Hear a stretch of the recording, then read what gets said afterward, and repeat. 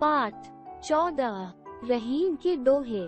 दोहे पठन से पूर्व इस पाठ में रहीम द्वारा रचित दोहों में नीति वचन दिए गए हैं। कवि ने मानव जीवन और लोक व्यवहार का बहुत ही वास्तविक विवेचन किया है और जीवन की सामान्य घटनाओं व उदाहरणों से जोड़ा है।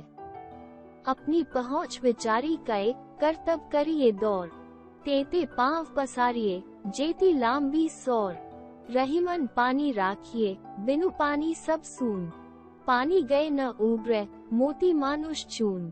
कह रहीम संपत्ति सगे बनत बहुत बहुरीत, विपत्ति कसौटी जे कसे तेई सांचे मीत। रूठे सुजन मनाए जो टूटे 100 बार, रहीमन फिर पोये टूटे मुक्ताहार। जो रहीम उत्तम प्रकृति का करी सकत कुसंग, चंदन विष व्याप्त नहीं लिपटे रहत भुजंग।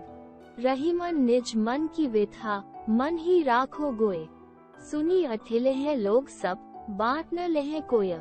रहीमन देखी बड़ेन को लघु न दीजिए डारी, जहाँ काम आवे सुई कहा करे तरवारी। रहीमन धागा प्रेम का मत तोड़े चटकाए, टूटे से फिर ना जुरे गांठ परी जाए। तरुवर फल नहीं खात है सरवर पियत न पान, कह रहीम पर काज हित संपत्ति सचही सुजान। कवि परिचय। कविवर रहीम का पूरा नाम अब्दुल रहीम खान खाना था।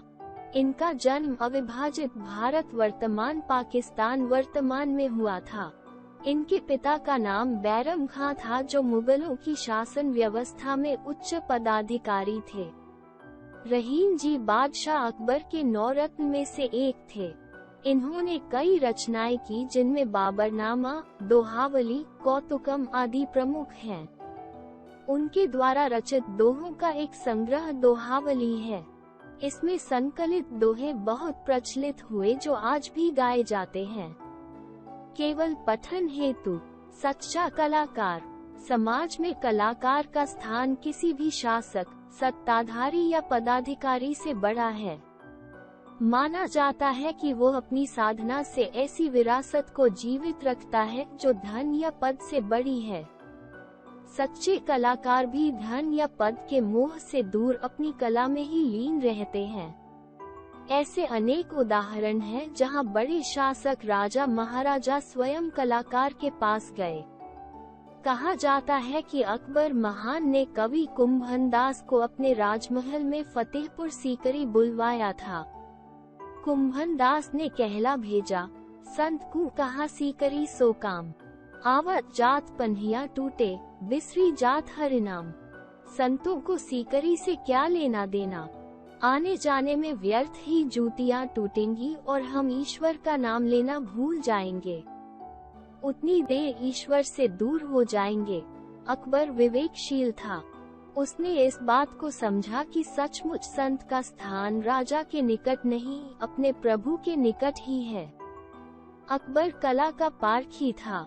उसने तानसेन, बीरबल, तोडरमल जैसे विशेषज्ञों को अपने निकट रखा जो कला और विद्वत्ता में सचमुच रत्न थे, उसकी राजसभा की शोभा थे।